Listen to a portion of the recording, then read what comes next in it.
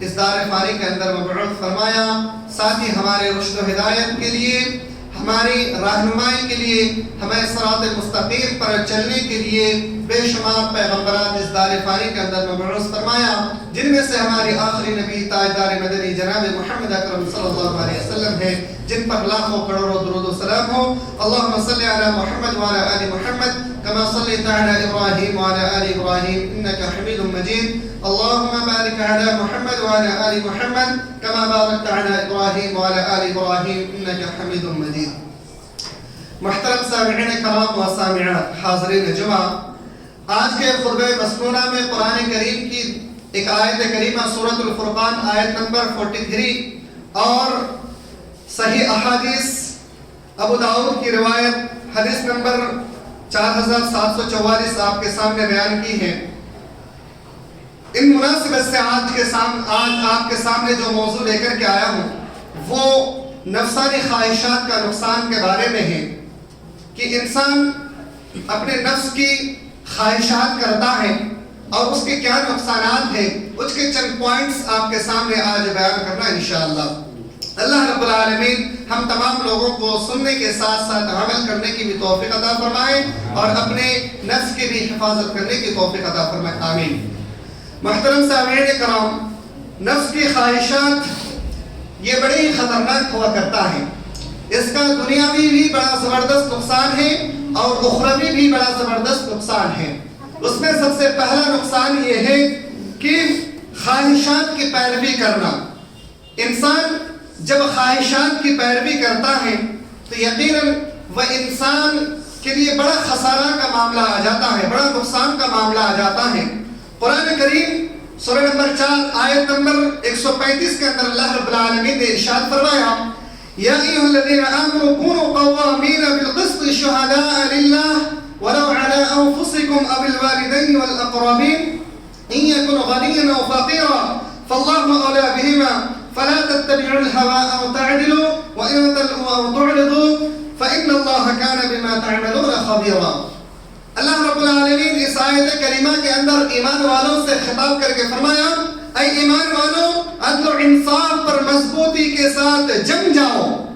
عدل و انصاف کرنے کا معاملہ بڑے زبردست ہے، عدل و انصاف کا معاملے میں زبردست طریقے سے مضبوطی سے جم جاؤ، اور وَلَوْ عَلَىٰ أَنفُسِكُمْ أَوِ الْوَالِدَيْنِ وَالْأَقْرَبِينَ، فرمایا کہ اور خوشنودی اللہ رب العالمین کے لیے اور گواہی، اچھا گواہی دینے والا بن جاؤ، اور فرمایا کہ تم اپنے خلاف گواہی دو حق پہ ہونے کی وجہ سے، یا پھر اپنے ماں باپ کے خلاف گواہی دو، یا پھر اپنے رشتہ داروں کے خلاف، یا پھر ان معاملہ میں امیر ہو یا غریب ہو تمام لوگوں کے ساتھ عدل کے ساتھ کام لو۔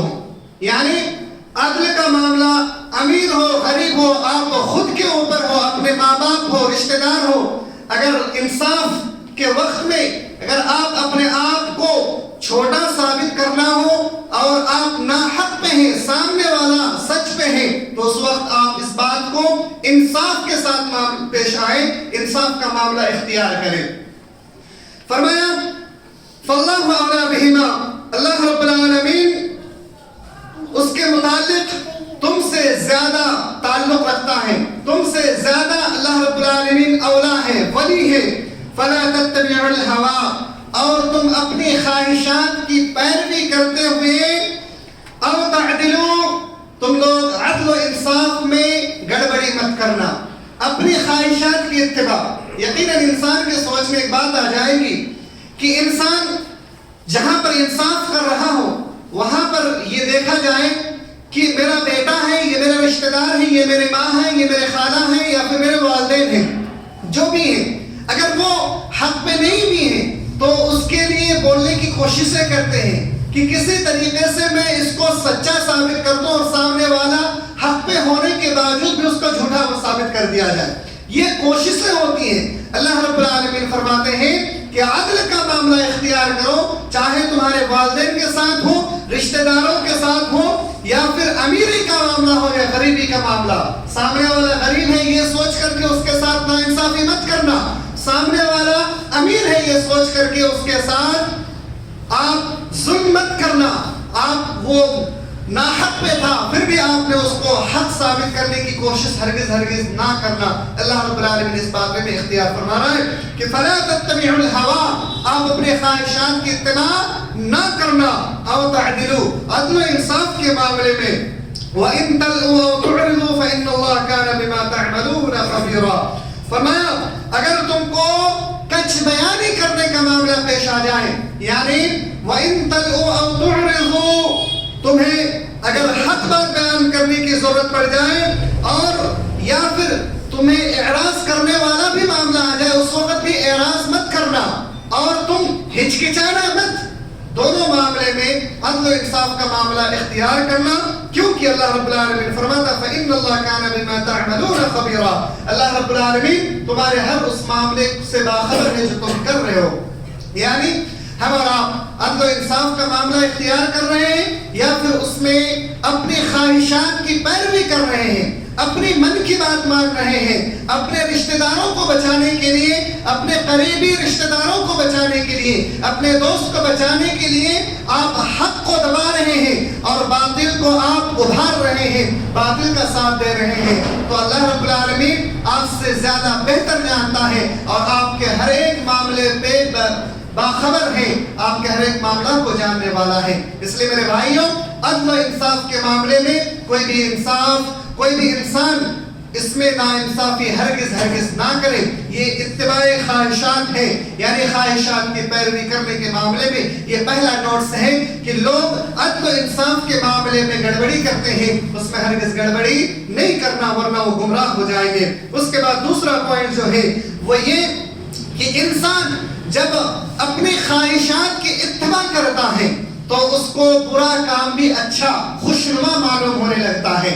اللہ رب العالمین فرماتا ہے کہ اگر انسان کو ایسا معلوم ہونے لگے تو پھر سمجھ لینا چاہیے کہ وہ انسان کا معاملہ کس کے ساتھ ہو رہا ہے اور وہ کس حد تک سچ ہے اور کس حد تک ناحق پہ ہے. اللہ رب العالمین قرآن حکیم کے اندر ارشاد فرما رہا ہے أَفَمَا كَانَ عَلَى بَيِّنَةٍ مِّن رَّبِّهِ كَمَا زُيِّنَ لَهُ سُوءُ عَمَلِهِ وَاتَّبَعُوا أَهْوَاءَهُمْ. کیا وہ شخص جو اپنے پروردگار کی طرف سے دلیل پر ہو، اس شخص جیسا ہو سکتا ہے جس کے لیے اس کا برا کام مزین کر دیا گیا ہو اور وہ اپنی نفسانی خواہشات کی پیروی کر رہا ہو؟ یعنی کیا ایک اچھا انسان اور ایک برا انسان کیا برابر ہو سکتا ہے؟ ہرگز نہیں میرے بھائیوں. جو نفس کی اتباع کرتا ہو، جو نفس کی خواہشات نفس کی پیروی کرتا ہو، بھلے اس کو کتنا ہی اچھا معلوم کیوں نہ لگے وہ چیز، لیکن جو حق پہ ہے وہ اور جو برا ہے ناحق پہ ہے وہ کبھی بھی برابر نہیں ہو سکتے ہیں.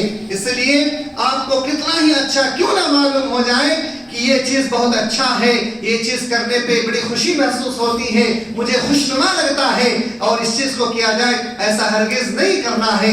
نفس کے خواہشات کرنا شروع کر دیے تو یقیناً آپ گمراہ ہو جائیں گے، راستے سے بھٹک جائیں گے. اللہ سبحانہ و تعالی تیسرے مقامات پر ارشاد فرماتا ہے کہ نفس کی اتباع کرنے والا ظالم ہی شخص ہو سکتا ہے. اچھا نیک مومن شخص نفس کی اتباع کبھی نہیں کر سکتا. ایک ظالم شخص ہی نفس کی اتباع کر سکتا ہے. اللہ سبحانہ و تعالی قرآن کریم کے اندر ارشاد فرماتا ہے وَلَئِنْ أَتَيْتَ الَّذِينَ أُوتُوا الْكِتَابَ بِكُلِّ آيَةٍ مَا تَبِعُوا قِبْلَتَكَ. اللہ سبحانہ و تعالی فرماتے ہیں آپ اگرچہ اہل کتاب کو تمام دلیلیں دے دیں، تمام دلیلیں اس کے سامنے پیش کر دیں، بِكُلِّ آيَةٍ مَا تَبِعُوا قِبْلَتَكَ، آپ کے قبلے کی وہ پیروی ہرگز نہیں کریں گے. یعنی اہل کتاب کے بارے میں ہے، آپ اس کو کتنی بھی دلیلیں کیوں نہ دے دیں، وہ آپ کے قبلے کی وہ لوگ پیروی نہیں کریں گے. اللہ سبحانہ و تعالی نے پہلا ہمارا قبلہ بیت المقدس کی طرف سے جب بدل کر کے خانہ کعبہ کو اللہ رب العالمین نے قبلہ بنا دیا تو اہل کتاب نے اس کا انکار کرنا شروع کر دیا. یہ کیسے ممکن ہے؟ یہ تو ہمارا پہلے یہ قبلہ تھا، وہ دوسرا قبلہ کیسے ہو گیا؟ اس کا انکار کرنے لگے. کچھ ایسے بھی لوگ تھے جو اس میں بھی بٹوارا کر کے رکھے تھے، ہمارا قبلہ اس سمت میں ہوگا تو ہمارا قبلہ اس سمت میں ہوگا، یعنی بیت المقدس کی طرف سے. وہ لوگ اس چیز میں بھی بٹوارا کر لیے تھے. تو اللہ رب العالمین اپنے پیارے نبی حضرت محمد صلی اللہ علیہ وسلم کے ذریعے سے یہ باخبر کر رہے ہیں کہ آپ ان کو بتلا دیجئے, آپ ان کو دلیل کے اوپر دلیلیں پیش کیجئے, لیکن وہ لوگ اس قبلہ کو ہرگز نہیں مانیں گے, اس کی پیروی نہیں کریں گے. وَمَا أَوْتَ بِتَابِعٍ قِبْلَتَهُمْ, اور نہ آپ کے قبلے کو یہ ماننے والے ہیں اور نہ یہ آپس میں ایک دوسرے کے قبلے کو ماننے والے ہیں. یہ نہ تو آپ کے قبلہ کو ماننے والے ہیں اور نہ تو وہ اپنے قبلہ کو ماننے والے ہیں, لہذا دونوں قبلے کی وہ لوگ منکر ہو جاتے ہیں. تو یہ صرف اور صرف اپنی خواہشات نفس کی وجہ سے ہیں, اور وہ لوگ اپنے نفس کے اوپر ظلم کرتے ہیں. اس کو تمام تر چیزوں کا علم ہوتا ہے, یہ حق ہے, یہ باطل ہے, یہ صحیح قبلہ ہے, پہلے یہ قبلہ تھا, بعد میں اللہ رب العالمین نے اس کو قبلہ بنا دیا. تمام تر چیزوں کے بارے میں اس کو علم ہو جائے, اس کے باوجود بھی ان لوگوں نے انکار کرنا شروع کر دیا, اور انکار کرنے کی وجہ سے وہ لوگ ظالم بن گئے. تو نفس کی اتباع کرنے والے لوگ ظالم ہی شخص ہو سکتا ہے. حالانکہ قرآن و سنت کی بات جب ایک مومن کے سامنے پیش کی جائے تو ایک مومن انسان اس کو بغیر چوں چرا کے یہ نہیں کہتا کہ ارے صاحب اس حدیث کو تو ہم نے پہلے کبھی نہیں سنا, یہ قرآن کی آیت کا یہ ترجمہ ہم نے تو پہلے کبھی سنا ہی نہیں, یہ تفسیر ہم نے کبھی سنا ہی نہیں جو آپ بیان کر رہے ہیں. تو اس طریقے سے اگر کوئی شخص اس کا انکار کر رہا ہو, صحیح قرآن کی آیتیں, اس کا ترجمہ, صحیح تفسیر مل جانے کے بعد اور صحیح احادیث مل جانے کے بعد اگر کوئی شخص اس کا انکار کرتا ہے تو وہ شخص مومن ہو ہی نہیں سکتا, وہ ظالم ہی ہوگا. تو اہل کتاب کا معاملہ بھی کچھ ایسا ہی تھا. جب ان کے سامنے صحیح صاف آیتیں پیش کی جاتی تھی تو وہ لوگ اس کا انکار کرتے تھے, وہ لوگ نہیں مانتے تھے. لیکن ایک اہل ایمان جو ہوتے تھے, جو ہی اس کے سامنے کوئی بھی بات پیش کی جائے فوراً اس کو مان لیا کرتے تھے. آپ صلی اللہ علیہ وسلم کے معراج کا واقعہ کو اٹھا کر کے دیکھیں. آپ صلی اللہ علیہ وسلم نے جب معراج کا واقعہ صحابہ کرام کے سامنے پیش کیا, باتیں دور دور تک پہنچی, لوگوں میں ہلچل سی مل گئی. بھلا ایک شخص اتنے کم وقت میں آسمان کا سفر کرے, جنت کا سفر کرے, معراج کا سفر کرے, پھر وہاں سے واپس کیسے آ سکتا ہے, بیت المقدس میں جا کر کے نماز ادا کرے, یہ کیسے ممکن ہے؟ لوگوں نے, جو ظالم لوگ تھے, جو کافر لوگ تھے, ان لوگوں نے چونچا کی اور باتوں کا انکار کر دیے. لیکن جو اہل ایمان تھے وہ لوگ بغیر کسی بات کے بس اسی بات پر یقین رکھتے ہوئے کہ آپ صلی اللہ علیہ وسلم سچے ہیں, ان لوگوں نے مان لیا, تصدیق کر لی. حضرت ابو بکر رضی اللہ تعالی عنہ کہیں تجارت کی غرض سے گئے ہوئے تھے, واپس آ رہے تھے, راستے میں جب ایک شخص سے ملاقات ہوئی, انہوں نے کہا اے ابو بکر تمہارا دوست پاگل ہو گیا ہے, کیسی بہکی باتیں کرتا کہ ایک رات میں ہم نے جنت جہنم کا سفر کیا, معراج کا سفر کیا. تو حضرت ابو بکر نے فوراً تصدیق کر لی, اگر یہ بات محمد صلی اللہ علیہ وسلم بیان کرتے ہیں تو میں اس کی تصدیق کرتا ہوں, لیکن اگر کوئی اور شخص بیان کرتا تو میں تصدیق نہیں کرتا. تو ایک ایمان والے انسان کی علامت ہوتی ہے, ایک مومن کی پہچان ہوتی ہے, جب بھی اس کے سامنے قرآن اور حدیث کی باتیں بیان کی جائیں, چاہے آپ نے اس کو پہلے سنا ہو یا نہ سنا ہو, آپ کے سامنے بیان کی جائے تو آپ اپنے نفس کی اتباع نہ کریں, اپنے نفس کو مارتے ہوئے فوراً قرآن اور حدیث کی باتوں کو مانیں, اور پھر اس کے بارے میں اگر آپ کو شک و شبہ ہو تو آپ تحقیق میں لگ جائیں. یہ آپ کا ایمان کا تقاضا ہے میرے بھائیوں. اس کے بعد اگلا پوائنٹس جو ہے وہ یہ ہے کہ نفس کی اتباع کرنے والا شخص اپنے نفس کو اپنا معبود بنا بیٹھتا ہے. سبحان اللہ, کتنا خطرناک جرم ہے. ایک نفس کی اتباع کرنے والا شخص اپنے نفس ہی کو معبود بنا بیٹھتا ہے. ہم میں سے ہم بھی ہو سکتے ہیں, آپ بھی ہو سکتے ہیں. اگر ہم اپنے نفس کی اتباع کرتے ہیں, قرآن و حدیث کو سامنے رکھ کر کے اگر ہم اس کا انکار کر رہے ہیں اور اپنے نفس کی اتباع کر رہے ہیں, تو پھر یقین مانیے کہ ہم اور آپ بھی ظالم ہو سکتے ہیں اور اپنے نفس کو معبود بنا بیٹھتے ہیں. بعض مفسرین کرام بیان فرماتے ہیں ایک چھوٹا سا عمل جسے ہم اور آپ نظر انداز کر دیتے ہیں, نماز کا وقت ہو جائے اور اگر کسی شخص نے منمانی کی, اپنے من سے اس کو ٹال دیا, یار نماز کا وقت ہو گیا, ابھی نہیں, بعد میں ہم نماز پڑھ لیں گے. مفسرین کرام بیان فرماتے ہیں اس نے اپنے نفس کی اتباع کی اور وہ اپنے نفس کو الہ بنا بیٹھا, اپنے نفس کو معبود بنا بیٹھا. سبحان اللہ. اس لیے جب اللہ کا فرمان آ جائے، آپ کسی کام میں مصروف ہیں، کچھ بھی ہے، اللہ کا حکم آ جائے، اللہ کے گھروں سے ندا آ جائے، تو فوراً اپنے کاموں کو چھوڑ کر کے پہلے اللہ کی عبادت کرنا ہے، پھر بعد میں اپنے کام میں مصروف ہونا ہے۔ اگر آپ اپنے نفس کی اتباع کی تو سمجھ لیجیے اپنے نفس کو آپ معبود بنا بیٹھیں گے اور آپ گمراہ ہو جائیں گے۔ اس لیے میرے بھائیوں، جب بھی ایسی کوئی بات امام شافعی رحمۃ اللہ علیہ بیان فرماتے ہیں کہ جب بھی آپ کے سامنے دو باتیں آ جائیں اور ان دونوں باتوں میں سے آپ کا دل زیادہ چاہے کہ میں اس کام کو کروں گا، یہ زیادہ بہتر ہے، تو جس بات پر آپ کی خواہشات زیادہ ابھرے آپ اس بات کو چھوڑ دیجئے۔ اگر آپ اس کی اتباع کریں گے تو آپ اپنے نفس کی اتباع کر بیٹھیں گے، اور اپنے نفس کی اتباع کرنے کی وجہ سے آپ اس کو معبود بنا بیٹھیں گے۔ سبحان اللہ۔ اس لیے اپنے نفس کی اتباع کرنے سے محفوظ رہنا، پرہیز کرنا ہے۔ اس کے بعد ایک بڑا پوائنٹس آپ کے سامنے ہے، اسی نفس کی اتباع کرنے کی وجہ سے ایک ایسے شخص کی مثال اللہ رب العالمین نے سورۃ الاعراف آیت نمبر 175 اور 76 کے اندر ارشاد فرمایا، جس شخص نے اپنے نفس کی اتباع کرنے کی وجہ سے اس نے اپنے آپ کو کتے کی طرح بنا لیا۔ سبحان اللہ۔ نفس کی اتباع کرنا، کتوں کی مثال دی ہے اللہ رب العالمین نے۔ جو شخص نفس کی اتباع کرتا ہے وہ طلب دنیا کو پانے کی کوشش کرتا ہے اور وہ کتوں کی طرح اس کی مثال دی جاتی ہے۔ اللہ رب العالمین نے ارشاد فرمایا، وَلَوْ شِئْنَا لَرَفَعْنَاهُ بِهَا وَلَكِنَّهُ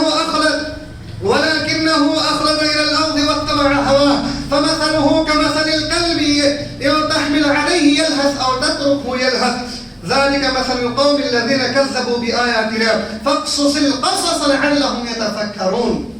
بنی اسرائیل کا واقعہ ہے۔ بنی اسرائیل میں ایک شخص ایسا تھا جسے اللہ رب العالمین بڑا پسند فرماتا تھا، اس کی ہر دعا اللہ رب العالمین قبول فرما لیا کرتا تھا۔ جو بھی اللہ رب العالمین سے دعا کرے اللہ رب العالمین اس کی دعا کو قبول فرما لیا کرتا تھا۔ حضرت موسیٰ علیہ السلام کے زمانے میں وہ شخص موجود تھا۔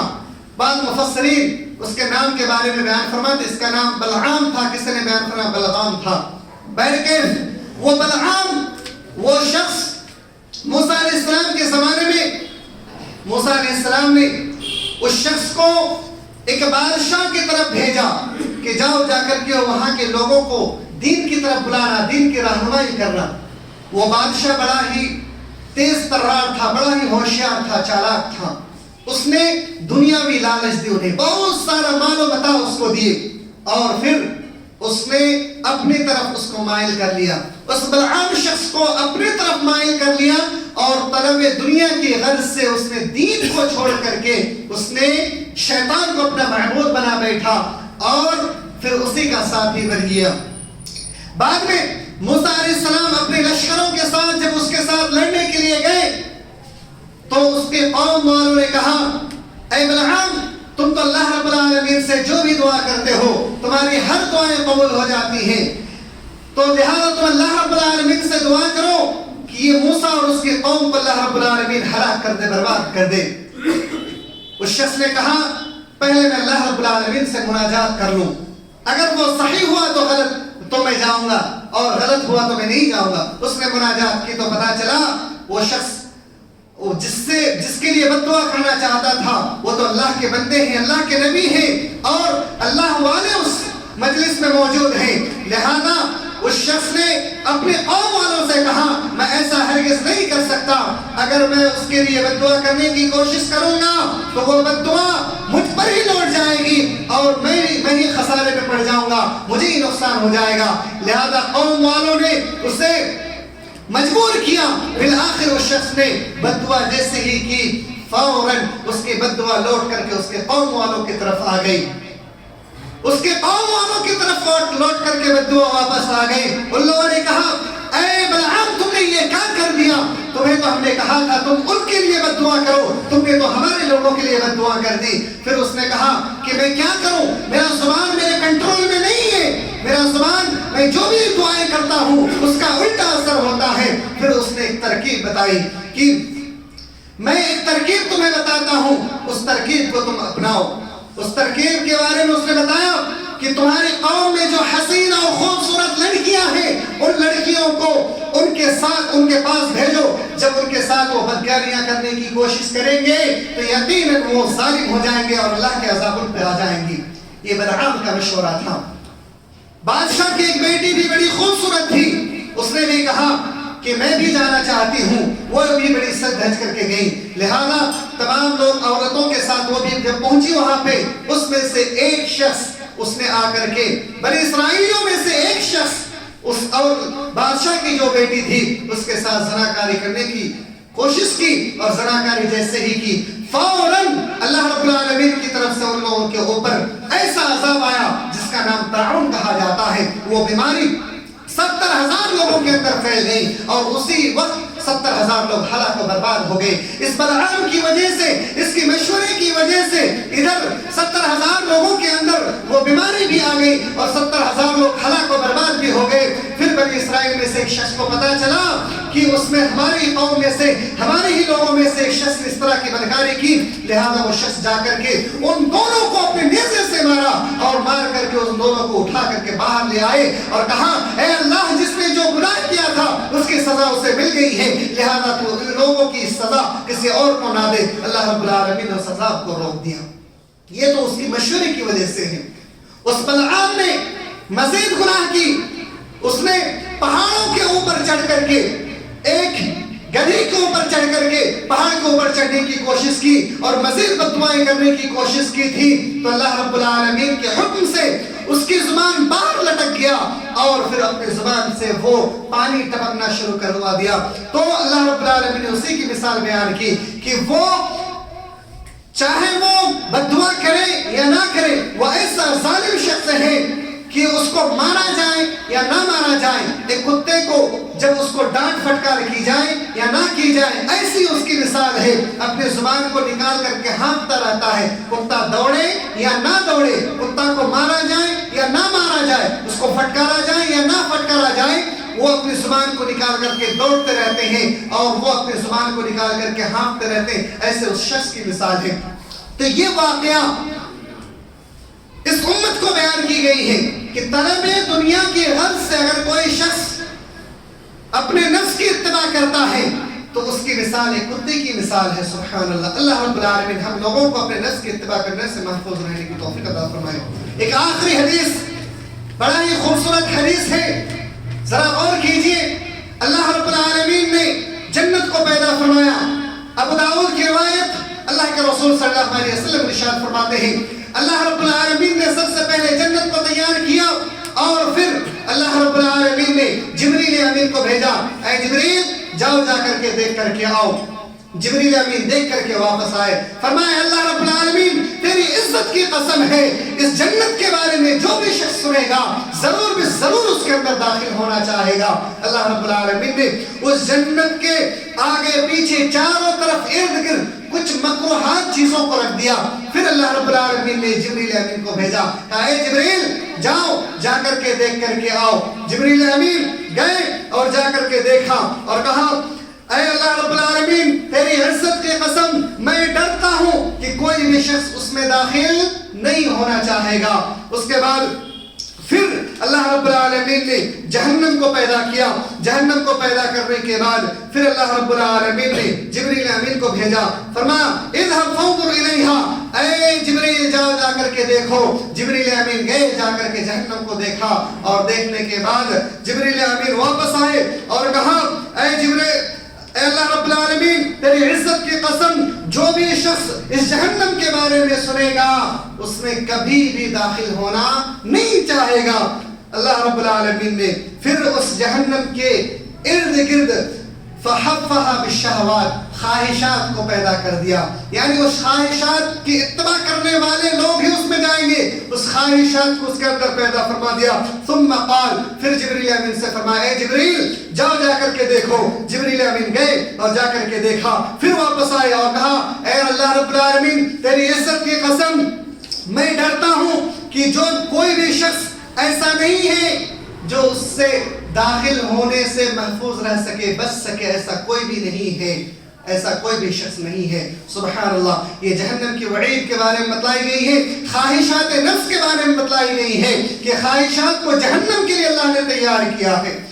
خواہشات کی پیروی کرنے والا جہنم میں جائے گا اور وہی شخص جہنم کے مرتکب بھی ہوں گے. میرے بھائیوں, اس لیے اتباع نفس کی آپ پیروی نہ کریں, اس سے بچیں. اس سے بچنے کا ایک ہی طریقہ ہے کہ جب بھی آپ کی خواہشات اللہ اور اس کے رسول کے سامنے آ جائیں, آپ اپنے خواہشات کو کچل ڈالیں, آپ اپنے خواہشات کو مار دیں, اس کو مار ڈالیں, اس کی قربانیاں کر دیں اور اللہ اور اس کے رسول کے حکم کے فرامین کو آپ بجا لائیں. یقیناً آپ انشاءاللہ اس سخت وعید سے محفوظ رہنے کی کوشش کریں گے. اور اللہ رب العالمین سے آخر میں دعا ہے کہ الہ العالمین ہم تمام لوگوں کو اپنے نفس کی اتباع نہ کریں, ایسی ہم لوگوں کو توفیق عطا فرما. یا اللہ, ہم تمام لوگوں کے دل کو صرف اور صرف تیری لالچ اور تیرے جنت کی لالچ ہمارے دلوں میں بھر دے. یا اللہ, ہم تمام لوگوں کی ایمان کو صحیح سالم رکھ اور ہمیں ہمارا ایمان ایسا نہ ہو کہ ہمیں ہدایت کے بعد پھر سے گمراہی مل جائے. یا اللہ, ایسے ہمیں ان لوگوں میں سے نہ بنانا. یا اللہ, ہم تمام لوگ گنہگار ہیں, خطا کار ہیں. پروردگار, ہماری خطاؤں کو معاف فرما. ہم میں سے کتنے بھی ایسے شخص ہیں جو جانے انجانے اپنے نفس کی بھی اتباع کر بیٹھے ہیں. یا اللہ, جانے انجانے میں نہ جانے کتنے بار ایسے ہو گئے. اللہ, ان خطاؤں کو معاف فرما. یا اللہ, ہم گنہگار ہیں, خطا کار ہیں. ہم نہ جانے کتنے ایسے گناہ کر بیٹھتے ہیں جس کے بارے میں ہمیں علم بھی نہیں ہوتا. پروردگار, ہمارے گناہوں کو معاف فرما. ہمارے دلوں میں الفت و محبت کو پیدا فرما. یا اللہ, ہمارے دلوں میں تیری محبت کو پیدا فرما. آمین. تقبل یا رب العالمین. سبحان ربک رب العزة عما یصفون وسلام علی المرسلین والحمد للہ رب العالمین.